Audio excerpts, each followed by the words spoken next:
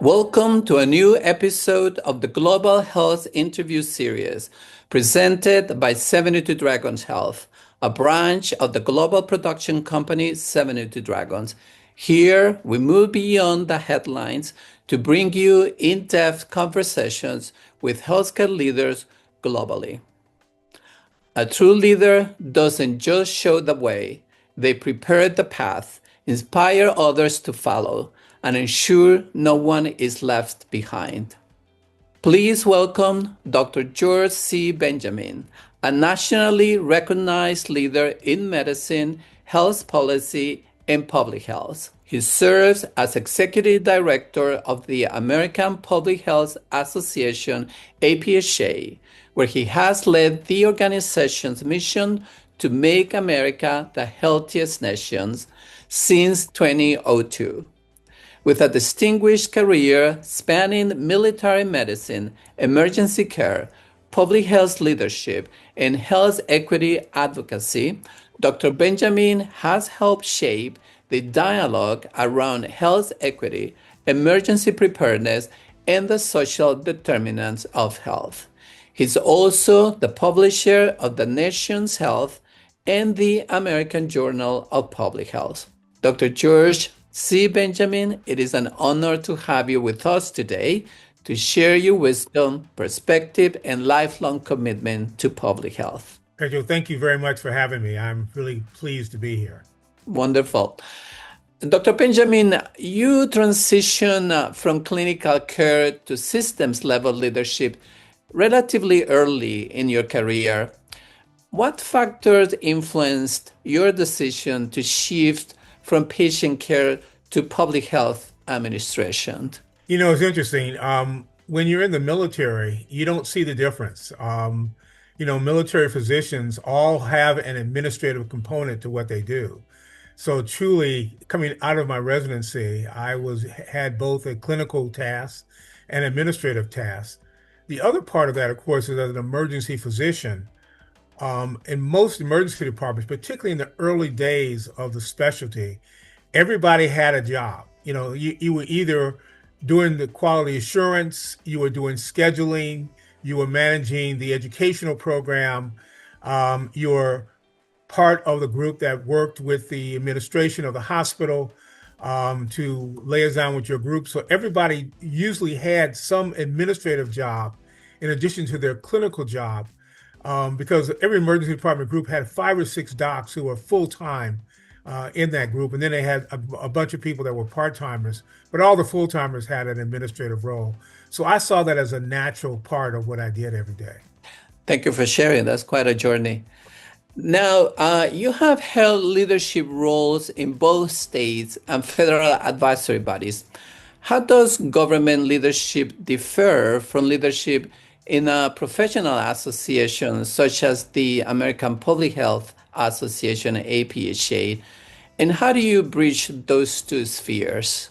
When you're in government, you're kind of on the inside looking out, and you kind of see yourself as being in charge of the system.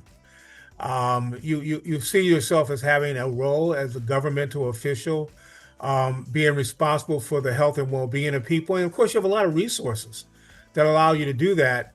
But like every job, you have some constraints because of the particular position that you have or the funding that you have or the rules and regulations under which your constraints lead you to doing your job.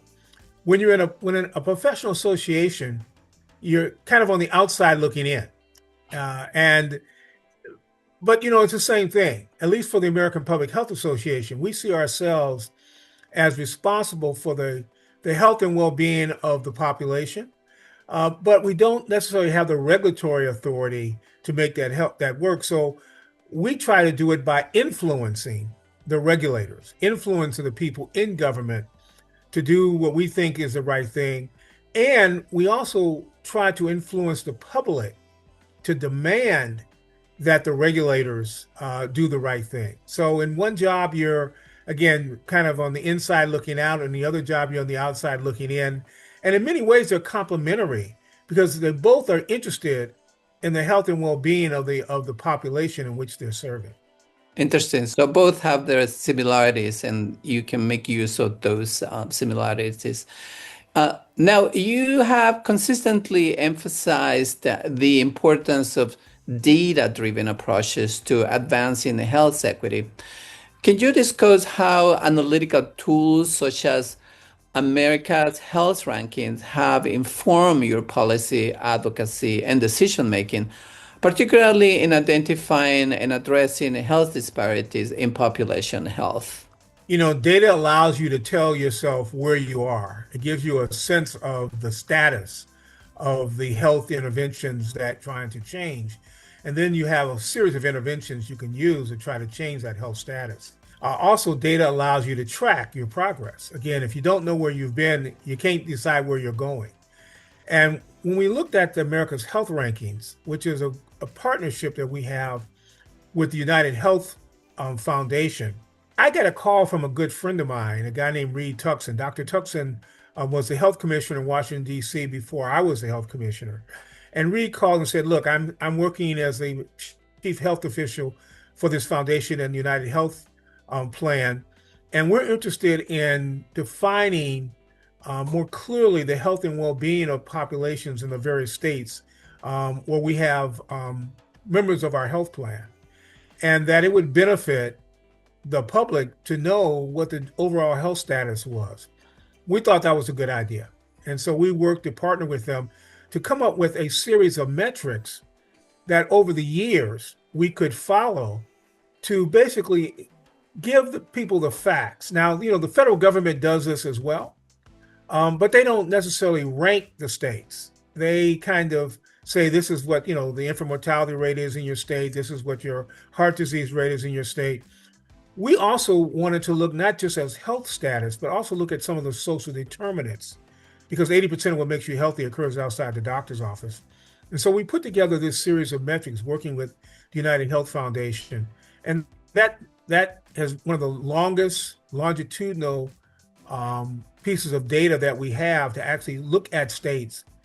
And then what we wanted to do was not just tell the states, what states are doing better than others, but we wanted to give them some sense of what they were doing well in the individual state and what they weren't, doing as, where they were doing poorly. And they had an opportunity for improvement. Opportunity for improvement is the political term for you're not doing real well, you got to do it much better. And so we put that system together, and it's been going for quite some time. And what happens now is that when those rankings come out, the states that aren't doing as well in various areas put more resources or put more programs in place to try to improve their rankings. And we've seen states improve their rankings based on that data. Thank you. I think this is another example of the real power of data. On a different topic, given the growing convergence of public health with disciplines such as technology, environmental science, and social justice, how do you envision the American Public Health Association APHA 2025 annual meeting fostering interdisciplinary collaboration to drive innovation in public health advocacy and policy? Well, we know that public health is a partnership. It's a collaboration. It is what makes it different from clinical care is that we're interested in doing things at a collective and kind of a team-based approach. Now, certainly medicine is doing more and more team-based care as well. But of course, we do it on a much larger scale. And so trying to get people to work together across disciplines can be a very effective way to improve the health and well-being of communities. Many years ago, we had our adolescents dying disproportionately from automobile crashes. And public health and social engineers and the people that were building automobiles and the safety community got together. We made cars safer. We made people safer in their cars. And we made the environment safer for people in cars to be on. And we saw a dramatic reduction in automobile morbidity and mortality. And we're now applying those same principles, by the way, to firearm safety. trying to make people make firearms safer, making people safer with their firearms, and trying to make the environment safer for people to be in that community with firearms. Now, there are certainly some firearms that we think that are very dangerous and probably shouldn't be in anybody's hands. But having said that, we do have a Second Amendment, at least in the United States, and we have to be cognizant of that. So it's really about firearm safety. And we've done that in every aspect of looking at health, is how do we make things safer in a collaborative way? And the automobile example is probably the best example when applied to a whole range of health threats. Yeah, thank you. So collaboration seems like a key component of APHA work.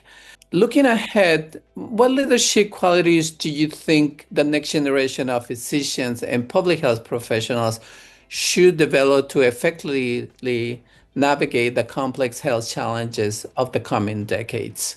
I think because a lot of what we do, particularly in public health, is around changing policy.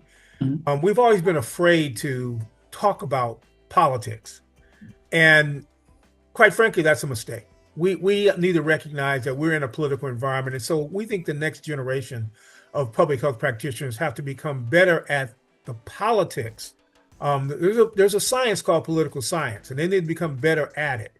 That doesn't mean they become partisan. So partisanship is different from politics. And so doing things in a way that you're convincing people to follow good health interventions, to make recommendations that make sense, that are data driven, is going to be very important going forward. The second thing, of course, is using the new technologies of social media to do a better job of reaching people, because we're in a globalized world. No product is really produced in one place. It comes from parts from all over the world. Even our food comes from all over the world. And when you think about that, that means that when we're communicating about products and risks in a environment all over the planet. And so we're going to have to become a lot better at communicating things when we know that that message moves at the speed of electrons. And right now, the younger public health practitioners, the younger kids are all over it. They understand this. And us older folks are having to learn how to do it. And the other thing, of course, this artificial intelligence. We've had lots of movies about the risk benefits of artificial intelligence. We're going to have to learn to use those tools in a responsible way, because if we don't, then we're going to have those tools driving poor health outcomes. And so public health is going to have to get caught up to the rest of the world in using artificial intelligence tools as a way of trying to improve the public's health more broadly. Thank you for your valuable advice, Dr. Benjamin.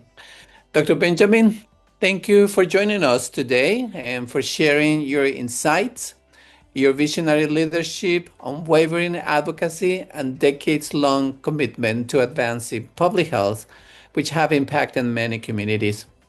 From strengthening emergency preparedness to championing health equity, your work continues to empower the next generation of public health leaders.